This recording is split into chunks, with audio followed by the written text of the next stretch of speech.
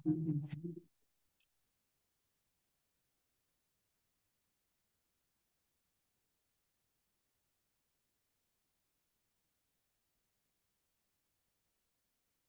আলাইকুম সবাইকে। Genesis BCS এর পক্ষ থেকে আপনাদের সবাইকে স্বাগতম।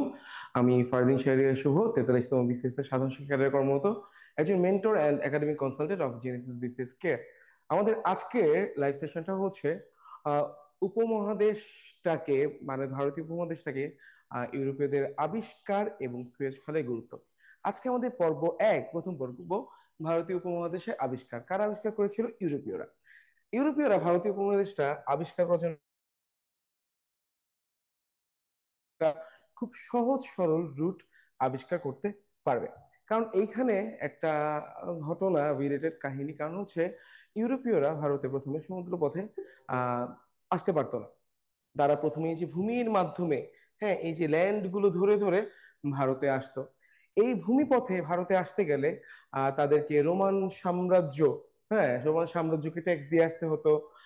তারপরে হচ্ছে যখন অটোমান সাম্রাজ্য ক্ষমতায় গেল, অটোমান সাম্রাজ্যকে ট্যাক্স দিয়ে বাণিজ্য করা লাগতো, মানে খাজনা ট্যাক্স যাই বলেন। হ্যাঁ, তাই তাদের যে বাণিজ্যগুলা সেগুলো তারা শান্তি মতো করতে পারছিল না। এখন এই বাণিজ্য শব্দ থেকে আপনাদের মাথায় আসতে পারে, ভারতে এত বাণিজ্য কিসের? বাণিজ্য কিসের? এত ব্যবসা। ভারতে ভয়ঙ্কর ভয়ঙ্কর সুন্দর সুন্দর ব্যবসার উপকরণ ছিল। তার মধ্যে স্বর্ণ, এরপরে মশলা যেটাকে স্পাইসেস বলা হয়, এরপরে হচ্ছে রেশম। হ্যাঁ, আমাদের ঢাকায় যে জামদানি, হ্যাঁ, তারপরে হচ্ছে মসলিন, এগুলো তো কথা শুনেছেনই। রেশম উৎপাদনের জন্য উপমহাদেশ সব সময় বিখ্যাত ছিল। এই যে নীল চাষীদের এত অত্যাচার, হ্যাঁ, কেন হতো? এই যে এই রেশম উৎপাদন, তারপরে হচ্ছে আপনার শিল্প বাণিজ্যের যে বিকাশ, এইসব থেকেই। সুতরাং বুঝেই যাচ্ছে ইউরোপীয়দের ভারতে আসার অনেকগুলো কারণ সেইখানে ছিল। এবার দেখেন যেই রুটে ইউরোপীয়রা ভারতে আসতো, ঠিক আছে। প্রথমে যে লাল করা যে রুটটা, সেটার নাম হচ্ছে সিল্ক রুট। ওকে। সিল্ক রুট কেন নাম? এই যে রেশম ভারত উৎপাদিত হয়, সেই রেশমটা ভারত থেকে নিয়ে ব্যবসা করা, মানে ইউরোপে বিক্রি করার উদ্দেশ্যে তারা নিয়ে যেত। এই যে এই পথ ধরে, এই লাল লাল পথ, হ্যাঁ, Chinese silk route, European silk route, এটা তারা ফলো করতো। দেন স্পাইস ট্রেড রুট, হ্যাঁ, মশলার জন্য তো ভারত বিখ্যাত, ঠিক আছে। এই রাস্তা ধরে ধরে তারা মশলা ভারতীয় উপমহাদেশ থেকে, ইন্দোনেশিয়াও দেখুন দেখা যাচ্ছে, ইন্দোনেশিয়া এইসব জায়গা থেকে ইউরোপে নিয়ে যেত। এখন এই রাস্তাটা কিভাবে ভূমিপথ থেকে সরে নদী পথে গেল? এর জন্য সবচেয়ে বড় অবদান হচ্ছে পর্তুগিজদের। কারণ পর্তুগিজরাই সর্বপ্রথম ভারতীয় উপমহাদেশে নৌপথে পথে আসার, হ্যাঁ, পথ মানে জলপথ আবিষ্কার করে, ঠিক আছে। এখন এই গল্প নিয়ে আমাদের আজকে ক্লাসটা। এখানে দেখেন কেন সমুদ্রপথে ভারত খোঁজা হয়, কেন প্রয়োজন ছিল। প্রথমে যেটা বললাম, 1400 থেকে 1500 শতকে ইউরোপের মশলা, রেশম, সোনা, মূল্যবান পাথরের ব্যাপক চাহিদা দেখা যায়। সেই চাহিদাগুলো মিটাবে গে? আমাদের ভারতীয় উপমহাদেশ, এই যে আমাদের আজকের বাংলাদেশ, ইন্ডিয়া, পাকিস্তান। স্থলপথে মুসলিম সাম্রাজ্যের নিয়ন্ত্রণ, সাম্রাজ্য মানে হচ্ছে রোমান সাম্রাজ্য, হ্যাঁ, তাদের নিয়ন্ত্রণে ছিল। তাই কি অনেক বেশি শুল্ক দেওয়া লাগতো। প্রথমে এই কথা বলে ফেলেছি, অনেক শুল্ক দেওয়া লাগতো। তাই শুল্ক কমাবো কিভাবে? যদি আমি নিজের পথে গিয়ে নিজেই জিনিসপত্রগুলো আমাদের দেশে এনে বিক্রি করতে পারি। ওকে। তাই ইউরোপ চাই কি? সরাসরি সমুদ্র পথ। দিস ইজ দা মোদ্দা কথা, এটাই আমার প্রয়োজন। ওকে, দেখেন কি কি নিতে, যে বললাম স্বর্ণ, মশলা, তারপর হচ্ছে রেশম, সিল্ক, এই জিনিসগুলা। ওকে। এবার আমরা চলে যাই আবিষ্কারের গল্পে, the story of Vasco da Gama. Vasco da গামার গল্পের আগে একটা লোকের খুব বড় একটা অবদান ছিল, ঠিক আছে। তিনি কে? তিনি হচ্ছে বার্থামিও দিয়াস। ওকে। তিনি এই যে সমুদ্র পথে ভারতে আসা যায়, এই রুট আবিষ্কার করার প্রথম পদক্ষেপ এই লোকটাই নেয়। হ্যাঁ, তিনি ছিলেন একজন পর্তুগিজ পরিব্রাজক আর নাবিক, বিখ্যাত নাবিক। তিনি 1488 সালে first European to round the southern tip of Africa.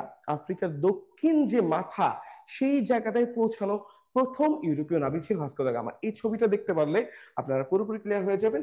এই পর্তুগালের লিসবন থেকে ভাস্কো দা গামা তার ভয়েজ মানে শিপ নিয়ে রওনা দিয়ে, হ্যাঁ, এই আফ্রিকার কেপ ভার্দে টার্দে ঘুরে টুরে একেবারে এই যে লাস্ট পয়েন্ট, যেটাকে বর্তমানে কেপ অফ গুড হোপ বা উত্তম আশা অন্তরীপ বলা হয়। এখন অন্তরীপ শব্দটা যেহেতু আসলো, হ্যাঁ, একটা সাধারণ জ্ঞানের খুব গুরুত্বপূর্ণ, ভূগোলে একটা গুরুত্বপূর্ণ জিনিস একটু শিখিয়ে দিই। অন্তরীপ কি? যে কোনো একটা ভূমি নেই, যেখানে আপনারা খেয়াল করুন, মনে করেন একটা লম্বা ভূমি আছে, ভূমির শেষ মাথাটা একটু বৃদ্ধি হয়ে যতটুকু নতুন ভূমি সৃষ্টি হয়, এই শেষ মাথাটাকেই অন্তরীপ বা কেপ বলা হয়। ওকে, এটা আমাদের একটা বেসিক কনসেপ্ট ক্লিয়ার হয়ে গেল। ঠিক আছে, এটি হচ্ছে কেপ। তো এই যে শেষ মাথা না বর্ধিত অংশটা আফ্রিকার, এটা একটা অন্তরীপ। এটা বর্তমানে কি কেপ অফ গুড হোপ, কিন্তু এটা আগের নাম কেপ অফ গুড হোপ ছিল না।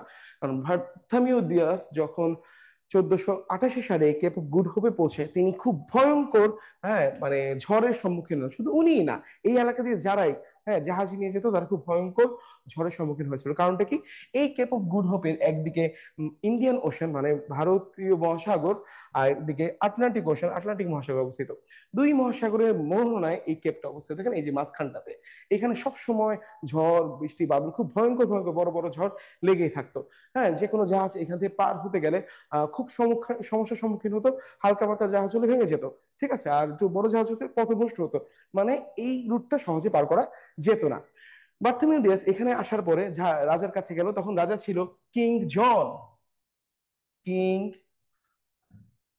লাল করে দিই, কিং জন টু। ওকে, কিং জন টু এর কাছে গিয়ে বলে যে রাজা, এখানে তো প্রচুর ঝড় বৃষ্টি, হ্যাঁ ভয়ঙ্কর একটা অবস্থা, কিন্তু আমার কাছে মনে হয় এই দিক দিয়ে ভারতে যাওয়া যাবে, ভারতে যাওয়ার পথই এইটা। ঠিক আছে, কিং জন এই ঝড় বৃষ্টির জায়গাটা, যেটা আগে নাম ছিল কেপ অফ স্ট্রম, তিনি একটা আশা দেখে এটা নাম রেখে দেয় কেপ অফ গুড হোপ, উত্তম আশা মানে ভালো আশার অন্তরীপ। ওকে, তো নামকরণটা কি করেছে, কিং জন। তো বার্থোমিউ 1488 সালে যখন লিসবনে ব্যাক করলো, তখন বললো যে আমাদের তো আরেকটা, হ্যাঁ এখানে ভয়েস পাঠানো উচিত ভারতে যাওয়ার জন্য। তখন রাজা তাদের সকল বড় বড় নাবিকদের ডাকলো, সেখানে ভাস্কো দা গামাও ছিল। ভাস্কো দা গামা রাজার কাছে বললো যে আমার এই রুট পার করার জন্য যে জাহাজ দরকার, হ্যাঁ এটা খুব শক্তিশালী জাহাজ হতে হবে, এটা বানাতে আমার অনেক সময় লেগে যাবে। ঠিক আছে, তো বললো কত বছর, সে ফার্স্ট এস্টিমেশন দিল 17 বছর। এখন রাজা এত খুব রেগে গেল যে 17 বছর যদি লাগে জাহাজ তৈরি করতে, হ্যাঁ মানে লোক টোক রেডি করতে, তাহলে কিভাবে হবে। এরপরে ভাস্কো দা গামা বললো যে আপনি একটা কাজ করেন, হ্যাঁ স্পেনের রাজার কাছে আপনি বলেন যে আমরা আমেরিকা জয় করতে যাব, এই জন্য একটা জাহাজ চান। তারপরে রাজা কিং জন টু অনেক চেষ্টা করেছিল স্পেনের রাজার কাছে জাহাজ চাওয়ার জন্য, তিনি একটা জাহাজ পেয়েছিল। ঠিক আছে, কিন্তু ওই জাহাজটা মোটামুটি শক্তিশালী ছিল। এরপরে পর্তুগিজরা নিজেরাই জাহাজ বানানোর চেষ্টা করে, পরে 4টা জাহাজ বানাতে পারে ওই ভারতে। হ্যাঁ, আপনার ভারত আবিষ্কারের জন্য যে এটা ছিল, ভয়েসটা টেক ওভার করলো এর জন্য। ওকে, এখন এই অভিযান শুরুর ডিটেইলে আমরা যাবো, এই 4 জাহাজের গল্পে কিভাবে অভিযান শুরু হলো। 1497 সালে দেখেন, 1488-তে বার্থোমিউ দিউস কেপ অফ গুড হোপে আসলো। 1497-এর 8 জুলাই, হ্যাঁ ভাস্কো দা গামা স্পেনের লিসবন মানে ওদের রাজধানী থেকে যাত্রা শুরু করে 4টি জাহাজ নিয়ে। এই যে 4টা জাহাজের ছবি দেখছেন, এই 4টি জাহাজ, এই 4টা জাহাজের নাম ছিল, সবচেয়ে বড় জাহাজটির নাম হচ্ছে Sao Gabriel. Sao Gabriel, Gabriel. Okay, then হচ্ছে পরের জাহাজটার নাম ছিল Sao Raphael, Raphael. Okay, then 3 নম্বর জাহাজটার নাম ছিল ব্যারিয়ার, ব্যারিয়ের। আর এইটার নাম ছিল, সবচেয়ে ছোট জাহাজটার নাম ছিল স্টোরশিপ, স্টোরশিপ। স্টোরশিপ মানে কি, খাবার দাবার যেখানে স্টোর করা ছিল। এই সাও গ্যাব্রিয়েলেই ভাস্কো দা গামা, হ্যাঁ ভাস্কো দা গামা অবস্থান করছিল। ওকে, তো আমরা জাহাজগুলো সম্পর্কে জানলাম। লিসবন বন্দর থেকে যাত্রা শুরু করে 4টি জাহাজ, নাবিক ছিল 170 জন। কিন্তু মজার কাহিনী, মজার তো কাহিনী অবশ্যই না, দুঃখজনক ঘটনা হচ্ছে যখন তারা ব্যাক করে তখন মাত্র জীবিত ছিল 54 জন। 54 জন নাবিক, হ্যাঁ লিসবনে ভারত থেকে জীবিত ব্যাক করতে পেরেছিল। মানে পথিমধ্যেই অনেকে মৃত্যুবরণ করে, এর মধ্যে ভাস্কো দা গামার ভাইও ছিল। ওকে, নেতৃত্ব দিয়েছে ভাস্কো দা গামা, এটা তো আমরা জানি। ওকে, এবার পরের রীতে আসি। এই যাত্রাপথটা আপনারা দেখেন কিভাবে লিসবন থেকে যাত্রা করে কেপ ভার্দে, হ্যাঁ এটা হচ্ছে পর্তুগালের একটা দ্বীপ ছিল তখন, হ্যাঁ এখন একটা স্বাধীন রাষ্ট্র। কেপ ভার্দে হয়ে তারা এই যে এই সেন্ট হেলেনাতে কিছুদিন অবস্থান করে কেপ অফ গুড হোপ এই উত্তম আশা অন্তরীপে পৌঁছায়। এইখান থেকে তারা হ্যাঁ যায় হচ্ছে মোজাম্বিকে। ঠিক আছে, মোজাম্বিক থেকে যায় মালিন্দিতে। কেন মোজাম্বিক থেকে মালিন্দিতে যাওয়ার একটা গল্প আছে। মোজাম্বিকের যে রাজা ছিল, তারা তাদেরকে ভালো মতো গ্রহণ করেনি, তাদের সঙ্গে একটা যুদ্ধের মতো লাগাই দেয়। ওইখানে কিছু সময় থেকে তারা হ্যাঁ যুদ্ধ করে বোমবাস্টিং করে মালিন্দিতে চলে যায়। এই মালিন্দির রাজা খুব সুন্দরভাবে এদেরকে গ্রহণ করে, তাদেরকে আপ্যায়ন করে, হ্যাঁ খাওয়ায় দাওয়ায় রাখে। এরপরে তারা এই মগাদিসু, হ্যাঁ কেনিয়ার রাজধানী মগাদিসু হয়ে আস্তে আস্তে এইভাবে এই রুট দিয়ে আপনার ভারতের কালিকট বন্দরে পৌঁছায়। ওকে, কত সালে? 1498 সালে। এই 1498, তাই, হ্যাঁ, আমাদের ভারতীয় উপমহাদেশের ইতিহাসে একটা খুবই খুবই গুরুত্বপূর্ণ একটা বছর। তখন ইউরোপীয়রা প্রথম জলপথে ভারতে আসে ভাস্কো দা গামার নেতৃত্বে। ওকে, এই যে ভারত আগমন কবে? 20 মে 1498 সালে। কালিকট বন্দর, যেটা হচ্ছে বর্তমানে ভারতের কেরালা, কেরালা যে রাজ্য, হ্যাঁ, প্রদেশ, সেখানে অবস্থিত। আর এই কালিকটের বর্তমান নাম হচ্ছে কোঝিকোড। ওকে, কালিকট নামটা আর নাই। তখন শাসক ছিল জামোরিন। এই যে পিছনে আমরা জামোরিনকে দেখতে পাচ্ছি। ভাস্কো দা গামা কিছু উপহার সামগ্রীর বদলে জামোরিনের কাছে ভারত উপমহাদেশে অবাধে, ওকে, বাণিজ্য করার অনুমতি চায়। কিন্তু এই জামরিনের জন্য যে উপহার সামগ্রীগুলো নিয়ে যায়, সেটা জামরিনের পছন্দ হয় নাই। তার জন্য কয়েকটা ফল ফলাদি নিয়ে গিয়েছে, তেল নিয়ে গিয়েছে, হ্যাঁ, অলিভ অয়েল টাইপ এই জিনিসগুলো নিয়ে গিয়েছিল, কিন্তু কোনো স্বর্ণ, হ্যাঁ, রৌপ্য এইসব বড় বড় সামগ্রী নিয়ে যায়নি। তো জামরিন পরে হাসি দিয়ে উড়াই দেয় যে কি আনছো তুমি আমার জন্য। এরপরে তাদেরকে বাণিজ্য করার অনুমতি দেয়, কিন্তু যে অবাধে সবার উপর ডমিনেট করে যে বাণিজ্য, এরকম কোনো অনুমতি দেয় নাই। বলছে যে আরাবিয়ানরা যেভাবে বাণিজ্য করতেছে, শুল্ক দেয়, হ্যাঁ, দেন হচ্ছে ওদের পণ্য নিজেদের দেশে নিয়ে বিক্রি করে, একবার সেম ভাবে তোমরা বাণিজ্য করতে পারবে, কোনো শুল্ক মুক্তি দিব না, সঙ্গে ওদেরকে আমি সরাই দিব, তুমি একছত্র বাণিজ্য করবা, এই অনুমতিগুলো দিব না। সুতরাং ভাস্কো দা গামা সেখানে অতটা সুবিধা করতে পারে নাই। হ্যাঁ, আর যা পণ্য তারা ইউরোপ থেকে এনেছিল, সেই পণ্যগুলো অতটা বিক্রি হচ্ছিল না আপনার ওই ভারতে উপমহাদেশের বাজারে। কিন্তু একটা মজার ঘটনা ভাস্কো দা গামা করেছিল, এই গল্পটা শুনেন। এটা হচ্ছে ভাস্কো দা গামা যখন ইউরোপ মানে ভারতীয় উপমহাদেশ থেকে ইউরোপে ব্যাক করে, তখন যেই পণ্য নিয়ে যায় সেটা ছিল এই টোটাল আপনার আসার যে খরচটা, জলপথে আসার যে খরচটা, তার 3 গুণ সমান পণ্য। 3 গুণ দামি পণ্য তো নিয়ে গিয়েছিল, পরে বিক্রি করেছিল আরো অনেক অনেক বেশি গুণে। সুতরাং এটা লাভজনক যে একটা রাস্তা, জলপথ, হ্যাঁ, ভারতীয় উপমহাদেশে একটা বাণিজ্য কেন্দ্র লাভজনক, সেটা ইউরোপীয়রা হারে হারে টের পায়, বুঝতে পারে।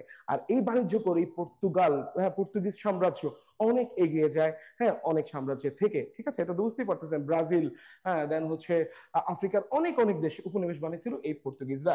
ঠিক আছে, এখন একটু একটা ইনফরমেশন দিয়ে দিই। উপমহাদেশে কোন ইউরোপীয়রা কারা কখন এসেছিল? সবার আগে এসেছিল পর্তুগিজরা, এরপরে এসেছিল ব্রিটিশরা, 3 নম্বরে এসেছিল ওলন্দাজরা, হ্যাঁ, মানে নেদারল্যান্ডের মানুষ যারা। ঠিক আছে, 4 নম্বরে এসেছিল দিনেমাররা, মানে ডেনমার্কের লোকেরা।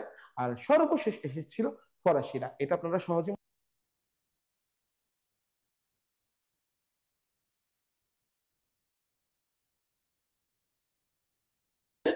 আহ নেদারল্যান্ড আর হচ্ছে ফ্রান্স। ওকে, পেন ডিএফ এর মাধ্যমে মনে রাখতে পারবেন। ওকে, দেখেন জামুনের সঙ্গে ভাস্কো দা গামা ই করছে। ওকে, কুপনের মাধ্যমে ব্যবসা করার অনুমতি, হ্যাঁ, শান্তি মতো তা পায় নাই। এবার আমরা পরের স্লাইডে চলে যাই। ওকে, দেখেন ভারত আগমনের গুরুত্বটা কি, কেন ভারতীয় আগমনের গুরুত্বটা ছিল। হ্যাঁ, ইউরোপের জন্য নতুন বাণিজ্য পথের দ্বার খোলা। তো বুঝতে পারতেছেন, আমরা কোনো অটোমান সাম্রাজ্যের উপর ডিপেন্ডেন্ট থাকবো না। হ্যাঁ, মাহমুদ 2, হ্যাঁ, 1400 সালের দিকে যখন অটোমান সাম্রাজ্য পুরো ক্ষমতায় চলে আসে ইউরোপের, ঠিক আছে, হ্যাঁ, তখন কি ওই ভূমিপথটা পুরো অটোমান সাম্রাজ্য আহ নিয়ন্ত্রণ করতো। দেন হচ্ছে মশলা বাণিজ্য, পর্তুগালের অর্থনৈতিক সাফল্য, একটু আগেই বললাম। ভারতীয় সমুদ্র বাণিজ্যে পর্তুগিজের প্রভাব, ভবিষ্যতে ইউরোপীয় উপনিবেশের ভিত্তি স্থাপনের আগে কথা স্যারই বলে ফেলছি, যে ইউরোপীয় উপনিবেশের ভিত্তি পর্তুগিজরা ভালো মতোই স্থাপন করতে পেরেছিল এই বড় একটা আবিষ্কার করার মাধ্যমে। আমেরিকা যেমন, হ্যাঁ, ওই যে কলম্বাসের আবিষ্কার করার জন্য মানে স্প্যানিশ সাম্রাজ্য যতটা উপকৃত হয়েছিল, ভারতীয় সাম্রাজ্য মানে পর্তুগিজ সাম্রাজ্য ততটাই উপকৃত হয়েছিল ভারত আবিষ্কার করার মাধ্যমে। ওকে, এবার এর নেতিবাচক দিকগুলো একটু বলি। ঠিক আছে, খারাপ খারাপ কি দিক আছে। পর্তুগিজরা বাণিজ্যে জোরপূর্বক নিয়ন্ত্রণ করা শুরু করে, হ্যাঁ, যখন সময়ে যায়। হ্যাঁ, জামুরিনের সঙ্গে এক সময় কি করে ভাস্কো দা গামা, তার দ্বিতীয়, হ্যাঁ, দ্বিতীয় অভিযানে এসে কি করেছিল, জামুরিনের সঙ্গে একটা যুদ্ধ লাগিয়েছিল। জামুরিন পরে হেরে যায় পর্তুগিজদের সঙ্গে। তখন তারা জোরপূর্বক, হ্যাঁ, বলে কেন, একছত্র আধিপত্য নিয়ন্ত্রণ স্থাপন করার মাধ্যমে ভারতে বাণিজ্য করা শুরু করে। ওকে, উপকূলীয় রাজ্যগুলোর সঙ্গে সংঘর্ষ। এই উপকূলে যে রাজ্য ছিল, কেরালা ছিল, কোচিন ছিল, তারপরে আরো আরো যে রাজ্য ছিল, হ্যাঁ, বিশাখাপট্টনম টট্টনম, এদের সঙ্গে এক একজনের সঙ্গে যুদ্ধ লাগায়, আর সেখানে বাণিজ্য করার জন্য জোরপূর্বক, হ্যাঁ, তারা এক একটা অভিযান পরিচালনা করা শুরু করে। তাই ভারতীয় বাণিজ্যের অবনতি, পরবর্তীতে ভারতীয় বাণিজ্যের অবনতি ঘটে। ঠিক আছে, আর ব্রিটিশরাও এই সুযোগটা নিতে পেরেছিল এই পর্তুগিজদের জন্য। আমরা তো জানি যে হুগলি থেকে কিভাবে শায়েস্তা খান, মীর কাসিম, হ্যাঁ, পর্তুগিজদের বিতাড়িত করেছিল। হ্যাঁ, আমাদের চট্টগ্রাম বন্দর থেকে শায়েস্তা খান পর্তুগিজদের বিতরণ করে সেটার নাম দিয়েছিল ইসলামাবাদ। এই ঘটনা আমরা জানি, পর্তুগিজ এই জলদস্যুদের হাম্মার বলা হতো, ঠিক আছে। তো এই গল্পগুলো আমরা জানি যে তারা যখন সময় পেয়ে নিজেদের খুঁটি শক্ত করতে পেরেছিল, তখন এখানে তারা একটু বলে না যে একটা অ্যাগ্রেসিভ ভূমিকা, হ্যাঁ, বিধ্বংসী ভূমিকায় উপনীত হয়।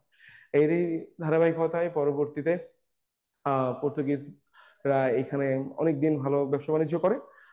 আর এই সফলতার মাধ্যমেই সাম্রাজ্য খুব শক্তিশালী হয়। ওকে। আর এখন মজার ব্যাপারটা হচ্ছে, এই তো আমরা আবিষ্কার করা দেখলাম কিভাবে কেপ অফ গুড হোপ দিয়ে ভারতে পর্তুগিজরা বা ইউরোপীয়রা পৌঁছালো। এখন এটাই কি শেষ? এটা শেষ না। পরে সুয়েজ খাল, এই এত ঘোরাঘুরি আফ্রিকা মহাদেশ থেকে ঘুরে, হ্যাঁ, যে এই জলপথ, এটার মানে কষ্টের অবসান ঘটায় আমাদের মিশরে অবস্থিত সুয়েজ খাল। আগামীকালকে আমরা জানবো উপমহাদেশের সাথে সংযোগে সুয়েজ খালের গুরুত্ব কতটুকু। হ্যাঁ, 1869 সালে যখন সুয়েজ খাল চালু হয় তখন কতটা মানে পথ, হ্যাঁ, কমে যায়, ঠিক আছে। হ্যাঁ, কত সহজেই আমরা মানে ইউরোপীয়রা মানে ভারতে আসতে পারে। এই গল্পটা কালকে হবে। আপনারা সবাই ভালো থাকুন, সুস্থ থাকুন। আগামীকালকে দ্বিতীয় পর্ব নিয়ে আপনাদের সঙ্গে দেখা হচ্ছে। আসসালামু আলাইকুম।